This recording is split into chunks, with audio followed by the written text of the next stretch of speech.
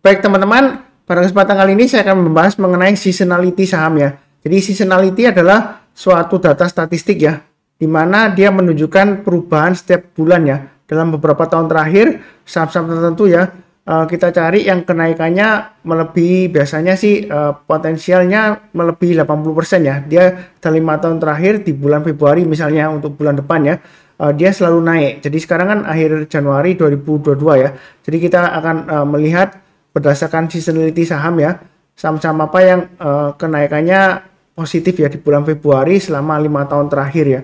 Jadi mulai dari 100% selalu naik 5 tahun terakhir, atau nanti 80% naik atau 60% naik ya. Jadi saya akan tunjukkan screenernya. Jadi saya ganti dulu layarnya ya.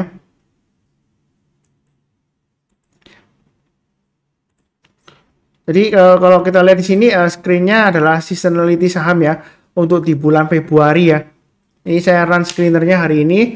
Jadi yang kenaikannya selalu positif ya dalam 5 tahun terakhir ya, pasti ya di bulan Februari ini yang sudah terjadi ya, data statistik ya.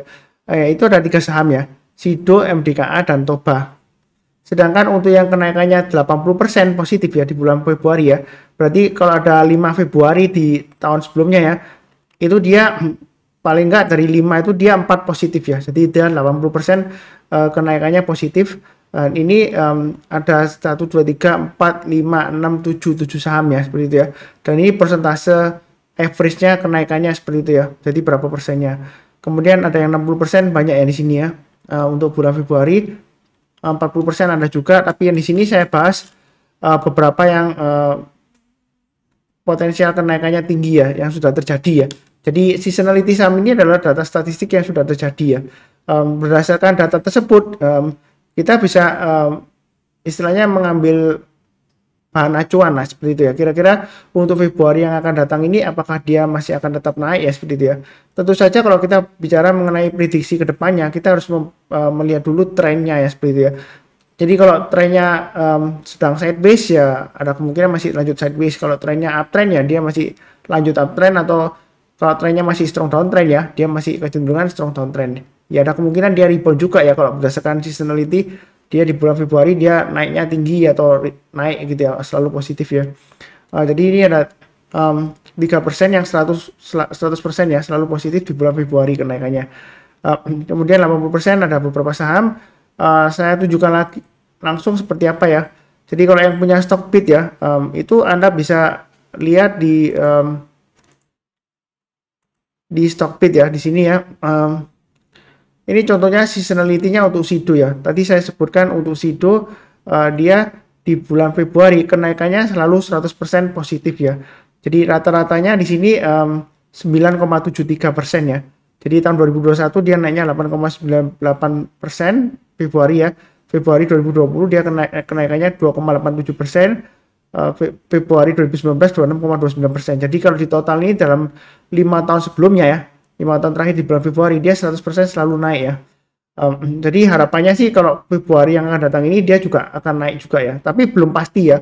Walaupun sebelumnya 100% dia selalu positif, belum tentu dia Februari yang akan datang ini akan selalu positif. Tapi kita harapkan ya, kalau berdasarkan musimannya, data statistiknya dia akan positif ya. Tapi belum tentu ya, kita lihat dulu mengenai chartnya atau grafiknya seperti itu ya. Jadi ada beberapa saham yang saya bahas, saya langsung ganti chartnya aja. Yang pertama saya bahas adalah Sido ya, yang selalu 100% positif di bulan Februari untuk 5 tahun terakhir ya. Jadi kalau kita lihat di sini memang ini grafik mingguannya untuk Sido ya, dia sedang koreksi ya. Sebelumnya dia sempat breakout naik ke atas 935, naiknya tinggi sampai 985, kemudian dia terkoreksi ya.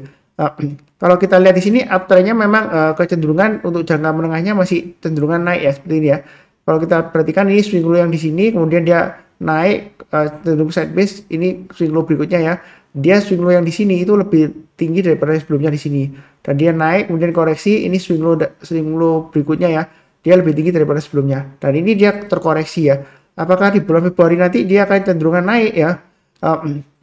Kalau kita perhatikan di data statistik sebelumnya ya, sebentar, di Stockbit sebelumnya ya, dia minimum kenaikannya di tahun 2017 ya, bulan Februari itu 1,08.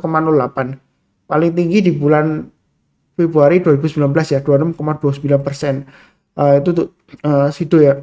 Jadi kalau berdasarkan dari grafik terakhir ya, cara saya tetap saja ikutin yang sudah saya berikan ini ya. Jadi kalau dia berhasil naik ke atas 935, boleh buy ya, seperti itu ya. Nanti kalau dia naik lagi, boleh ditambah lagi setiap kelipatan Rp25 atau Rp10 terserah ya, seperti itu ya. Belinya bertahap aja. Itu kalau dia sudah berhasil naik lagi ke atas 935, atau sekalian tunggu di area buy weakness di 860 ya. Jadi walaupun di bulan Februari dia itu berdasarkan statistik 5 tahun terakhir ya, di bulan Februari dia selalu positif ya. Bukan berarti kita langsung beli sekarang atau beli di awal Februari, enggak ya. Itu berdasarkan dari closingnya Januari dan sampai closingnya Februari dia kenaikannya berapa persen ya. Jadi ada kemungkinan mungkin di awal bulan dia turun dulu kemudian dia naik ya. Jadi kalau kita hitung persentasenya dia masih positif seperti itu ya. Itu berdasarkan data seasonality ya. Tapi itu nggak selalu 100% benar atau akurat ya. Tapi itu hanya sebagai bahan pertimbangan aja. Jadi tunggu di area weakness 860 ya. Kalau misalnya masih takut koreksi ya. Ini memang kecenderungan masih koreksi ya. Testing area resistennya sebelumnya 935 dia berhasil breakout. Kemudian ini berarti supportnya ya. Jadi dia masih testing. Kalau dia berhasil naik lagi ke atas 935 boleh buy ya seperti itu ya. Berdasarkan data statistik sih mudah-mudahan dia Februari ini yang akan datang ini ya dia juga akan positif ya. Paling tidak ya 1% lah ya seperti itu ya. Ya jangan lupa pasang trailing stopnya. Belinya bertahap aja, uptrendnya masih cukup bagus untuk Sido ya. Oke, kemudian berikutnya untuk MDKA. MDKA kalau kita lihat lagi ya dari screener saya ya. Untuk MDKA dia kenaikannya 100% juga, dia 7,3% ya rata-rata ya selama 5 Februari terakhir ya. 5 tahun Februari terakhir ya, maksud saya seperti itu. Kalau kita lihat terakhir, memang untuk MDKA ini dia koreksi ya. Dan kalau kita lihat di sini di grafik mingguannya ya, area supportnya sekitar 3.500 sudah saya gambarkan sebelumnya. Jadi dia koreksinya lumayan dalam minggu lalu ya. Kalau kita lihat seperti ini, selama dia bertahan di atas 3.500 menurut saya sih masih cukup bagus dan potensial rebound ya seperti itu ya. Ya ada kemungkinan dia testing area lagi resistennya di 4.000 ya. Seperti itu ya. Jadi kalau saya perlihatkan di daily-nya ya. Ini sudah mendekati area 3.500, area buy weakness yang sudah pernah saya bahas di analisa saham harian ya. Strateginya karena ini masih breakdown dari garisnya 3770 yang saya sudah berikan ya.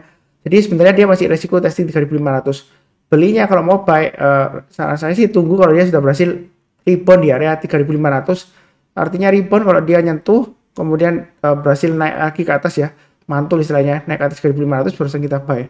Atau kalau dia breakout ke atas 3.770 lagi kita buy. Jadi naik ke atas 3.770 kita buy. Buy-nya bertahap aja, kalau naik lagi kita tambah lagi ya seperti itu ya. Target berikutnya ya sekitar 4.000-an. Di sini 3.900 ada acuan untuk average up ya, kalau mau tambah lagi atau average up. Jadi NPKA ini memang masih koreksi cenderung testing area support 3.500-an. Area 3.500 ini cukup kuat ya sejauh ini ya, sejak dia breakout sebelumnya ya. Jadi pernah tembus ke bawah sekali kemudian naik ke atas, setelah itu dia berbulan-bulan ya, ini kurang lebih sekitar 2 bulanan ya, dia bertahan di atasnya 3.500 ya. Jadi sejauh ini MDKA masih ada peluang ya untuk rebound lagi di bulan Februari. Dia ada kemungkinan ditutup positif, masih ada kemungkinan ya, seperti itu ya. Jadi buy weakness di 3.500 kalau dia rebound, atau di 3770 kalau dia berhasil breakout ke atas 3770 ya, seperti itu ya. Kalau saya perhatikan dari datanya di Stockbit ya, ini saya perhatikan untuk MDKA.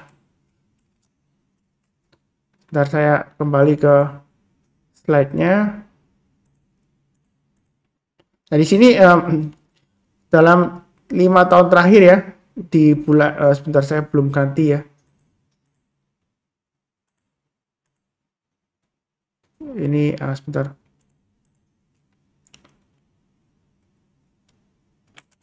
Ketiknya saya 6 ya, seperti itu ya. Jadi saya menggunakan Stockbit di sini data seasonality-nya. Yang belum join Stockbit ya, silakan join Stockbit ya. Jadi ada linknya di video deskripsi di bawah ini ya. Mudah banget untuk downloadnya dan juga buka rekening Stockbit Sekuritas ya. Karena ini fasilitas ini hanya diberikan kepada mereka yang buka rekening langsung ya, Sekuritas Stockbit ya. Jadi di sini untuk di bulan Februari kalau kita lihat 1, 2, 3, 4, 5 dia selalu positif, kenaikannya minimum 2,45% ya. Jadi masih ada peluang untuk MDKA. Kemudian berikutnya untuk yang ketiga ya, sebentar saya lihatkan.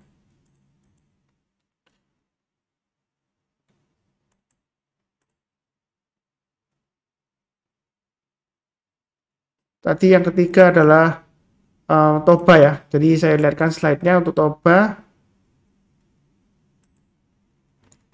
Sini Toba ya. Jadi dia kenaikannya di sini lumayan positif ya kalau untuk Toba ini ya. Sebentar saya ganti catnya. Nah, kita lihat di sini dia uptrend-nya masih cukup bagus ya, masih strong banget ya. Ini weekly-nya ya. 1800 sudah tercapai. Ini garis-garisnya sudah saya berikan sebelumnya. Jadi target berikutnya di 2000. Jadi ini khusus untuk yang mereka berani buy high sell higher ya. Memang dalam perjalanannya sebelumnya dia naik tinggi 1600 ke atas ya, breakout, kemudian dia testing lagi balik lagi ke 1400 ya. Kalau yang mau buy high sell higher silakan ya. Ini di sini hanya untuk minggu lalu kan dia di 1835. Jadi naik ke atas 1835 kita buy ya. Itu strateginya untuk buy high sell higher, target price-nya di 2000 ya. Kalau yang nggak mau buy di 1800-an ya, tunggu di area buy on weakness, tunggu di area sekitar 1600 atau 1400. Artinya kalau dia koreksi di bawah 1600, kemudian dia berhasil rebound, barusan kita buy ya, seperti itu ya. Kalau dia belum rebound atau belum mantul ya kita jangan buy dulu, atau tunggu di area 1400-an. Itu di weekly chart-nya. Kalau ikutin di daily chart-nya, ini area buy on weakness saya sudah gambarkan di 1400 ya. Mudah-mudahan dia dikasih kesempatan koreksi kemudian mantul barusan kita buy ya, seperti itu ya. Ya saya nggak mendoakan koreksi enggak ya, mudah-mudahan aja ada kesempatan untuk buy on weakness karena memang sebelumnya dia kalau sudah naik tinggi dalam 2 atau 3 hari dia cenderung koreksi lagi, kemudian nggak lama lagi koreksi kan. Nah ini testing area 1400. Jadi atau yang nggak mau tunggu di 1400, kalau dia breakout ke atas 1835 silakan buy. Target berikutnya masih bisa di area Fibonacci extension 161,8% ya, sekitar area 2100-an ya. Ini kalau di Fibonacci extension, kalau pakai yang weekly-nya itu targetnya paling tidak di 2000 lah ya. Saya ambil setiap kelipatan 200 ya. Ya mudah-mudahan aja masih positif ya. Jadi dari screener tadi, sebentar saya kembali lagi ya.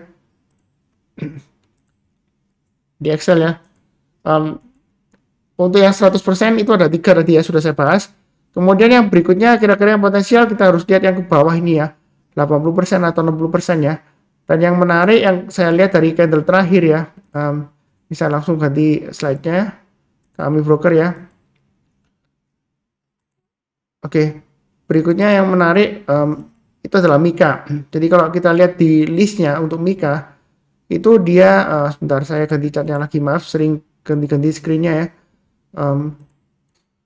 Nah di sini kalau kita perhatikan ini ya untuk Mika ya, dia di 80% positif ya. Jadi average kenaikannya selama 5 tahun terakhir di bulan Februari ya itu 8,33% ya. Itu untuk Mika ya. Jadi lumayan potensial dan grafiknya juga lumayan mendukung ya. Jadi saya kembali lagi ke grafiknya. Dan di sini untuk grafik mingguannya yang terakhir untuk Mika memang target 2440 sudah tercapai ya. Ini garisnya sudah pernah saya bahas di analisa saham mingguan sebelumnya juga ya. Jadi kalau dia selama berhasil naik lagi ke atas 2200 dengan acuan stop loss-nya 2150 ya kan, dia masih bisa ke 2400-an ya. Di sini resistennya kurang lebih 2440. Jadi strateginya kita bisa tunggu koreksi di dekat area 2200 ya. Atau kalau dia breakout lagi ke atas, di sini high-nya di 2440 ya. Jadi naik ke atas 2440 ada kemungkinan ke 2690. Nah, apakah kemungkinan itu bisa tercapai?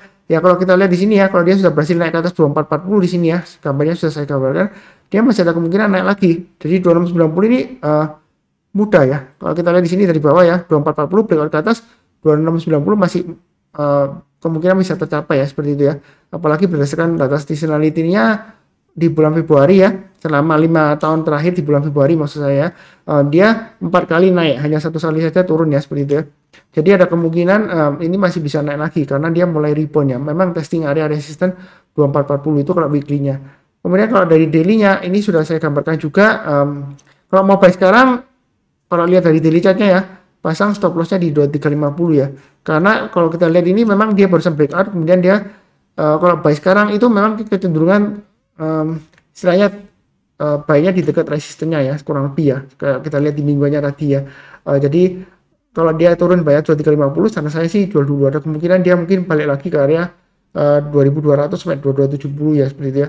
Jadi mungkin kalau mau buyback ya tunggu aja kalau dia rebound lagi di area 2200 atau di 2270 ya.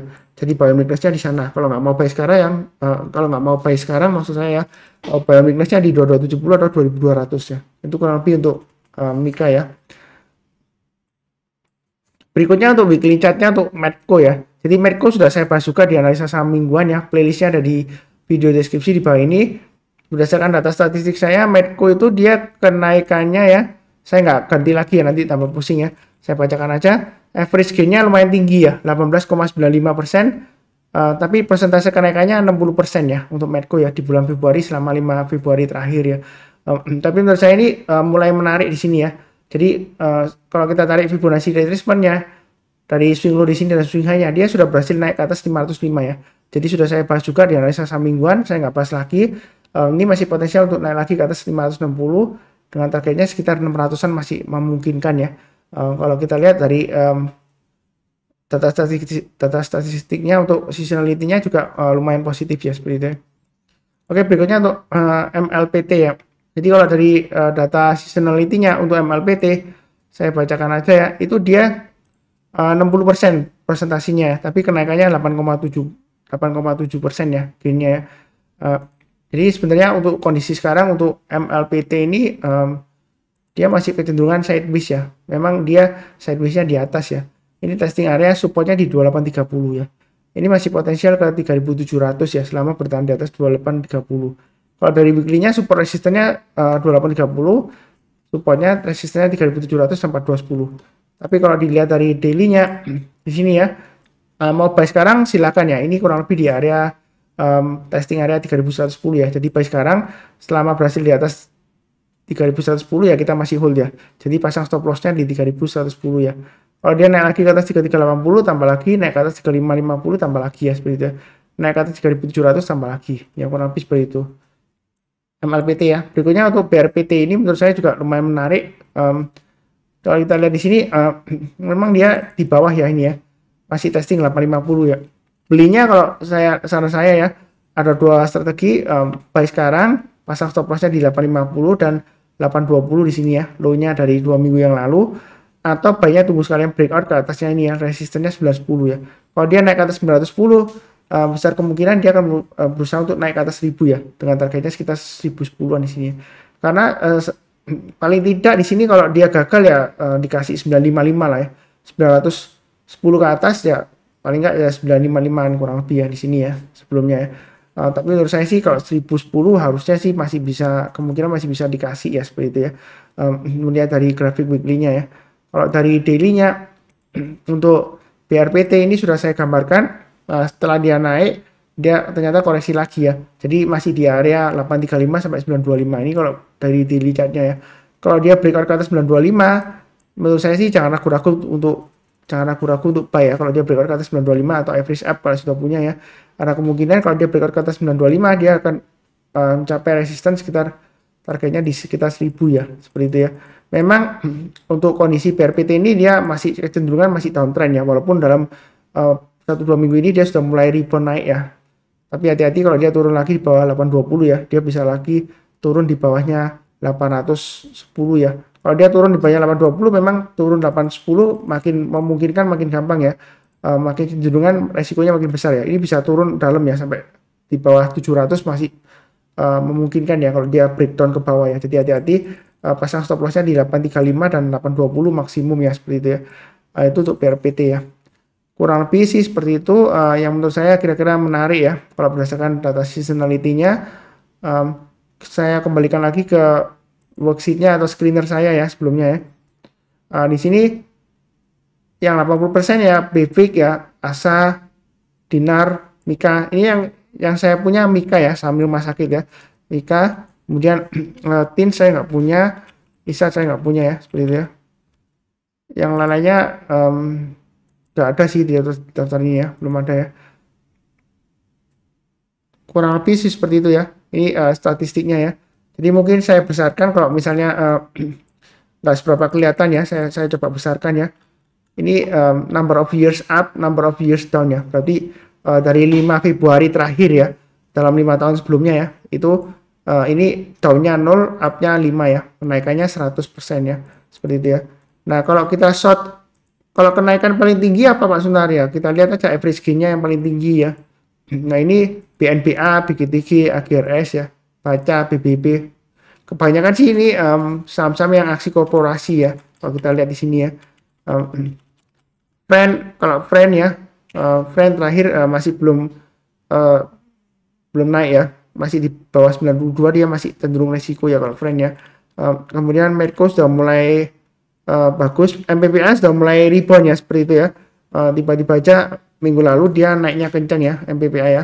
Jadi sekilas saya kembalikan ke MPPA ya. Bentar.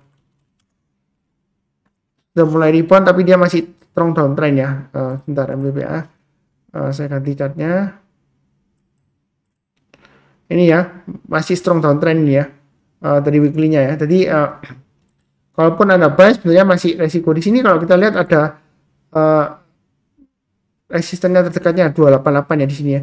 Ketika dari bawah dia naik, dia kecenderungan testing ini ya 288. Kalau gagal dia masih kecenderungan konsolidasi. Jadi kalau dia sudah berhasil naik ke atas 288 sudah mulai aman ya kalau mau buy ya, seperti itu ya. Ini kenaikannya sepertinya ada aksi korporasi aja, sentimen sesaat ya, mudah-mudahan aja dia sukses naik lagi ke atas 288 ya. Yang terakhir kan MPPA, kemudian MLPL ya, dia naiknya lumayan tinggi juga ya. Ini sudah mulai rebound, tapi di sini trennya masih cenderung downtrend ya, seperti itu ya. Kemudian yang lainnya situ tadi ya 100% ya, naikannya lumayan. Ini ENRG ya, grupnya Bumi ya, 40% kenaikannya selama 5 tahun terakhir di bulan Februari ya. Yang terakhir juga dia naiknya lumayan tinggi ya, mulai bangkit ya, seperti itu ya. Terus apa lagi ya? Untuk perbankan yang lumayan BBTN ya, ini adalah MPMX ya, dia 80% juga. Kurang lebih seperti itu. Yang lainnya sih kecil ya, bahkan minus ya ini ya.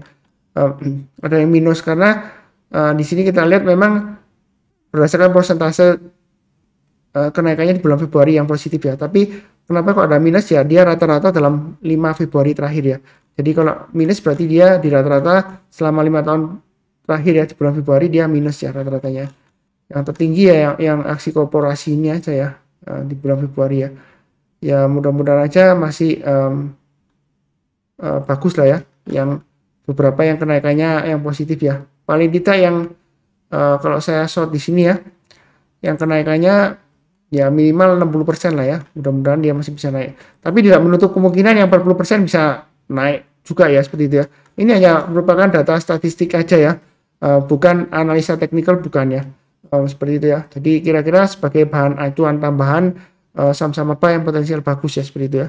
Ini juga saya share di grupnya saham profit ya. Jadi kalau Anda join ke grupnya Telegram saham profit ya, di sana saya akan share filenya untuk seasonality-nya ini ya, file Excel-nya ya, untuk Anda pelajari ya.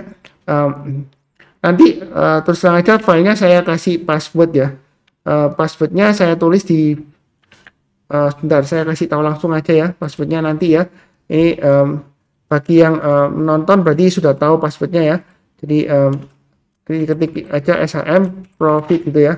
Ini passwordnya untuk buka file Excel-nya ya, seperti itu ya. Nanti saya save. Jadi yang berminat silahkan ditonton, maksud saya dilihat ya untuk file Excel-nya kira-kira statistiknya. Jadi perlu diingat statistik ini bukan acuan pasti ya. Jadi yang 100% naik belum tentu yang di bulan Februari nanti yang akan datang ini akan naik. Tapi ini adalah potensial aja ya, seperti itu ya. Kurang lebih cukup ya, sekian. Terima kasih banyak.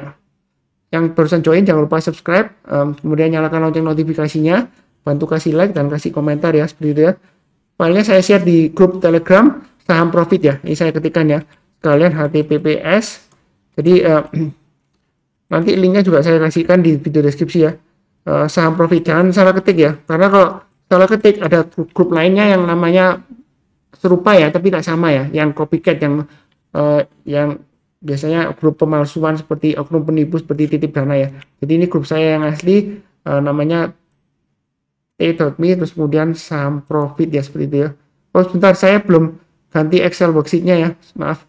Ini ya, tadi ngomong panjang lebar ternyata belum diganti ya. Jadi nanti saya akan share di grupnya Telegram saham profit, sepertinya ini ya, SHM profit ya, huruf kecil semua ya. Kurang lebih seperti itu ya. Kemudian seperti biasanya di akhir video ya, saya doakan semuanya selalu sehat, damai, dan sejahtera selalu. Amin. Terima kasih banyak.